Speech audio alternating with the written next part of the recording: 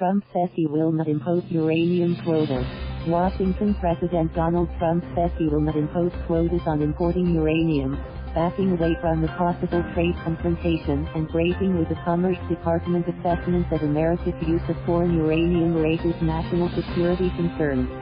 The decision is unusual for Trump, who has pointed to national security concerns in calling for restrictions on foreign metal and autos and trade negotiations. It's also drawing rare criticism from Republicans in energy-rich states.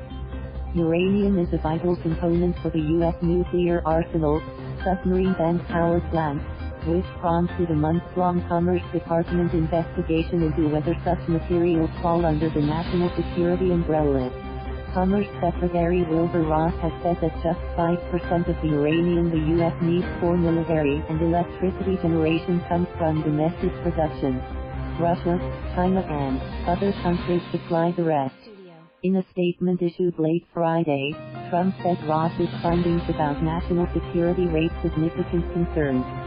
Yet the president opted against quotas as advocated by the domestic uranium industry, which would limit imports to guarantee that U.S. miners supply 25% of uranium for domestic use.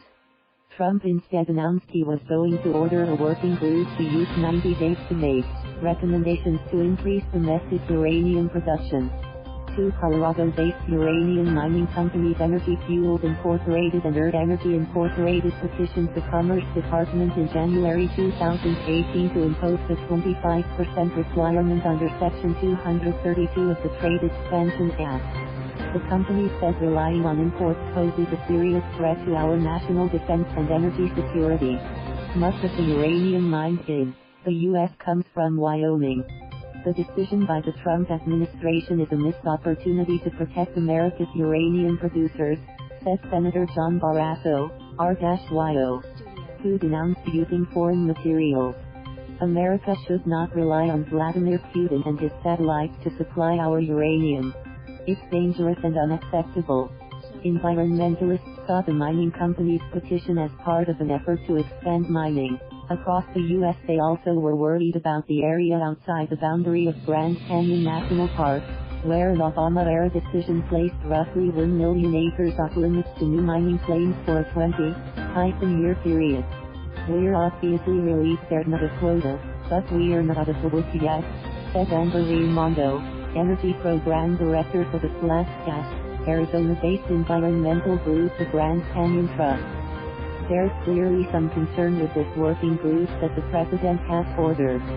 And, depending on what comes out of that, it seems likely that there could be additional shortcuts to environmental safeguards.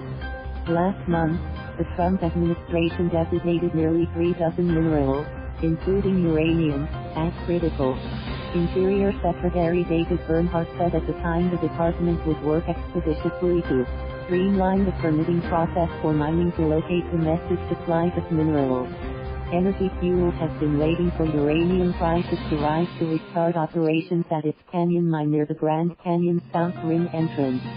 In a statement, the energy company said they commend Trump for recognizing that the nuclear industry was under siege and for establishing the working group.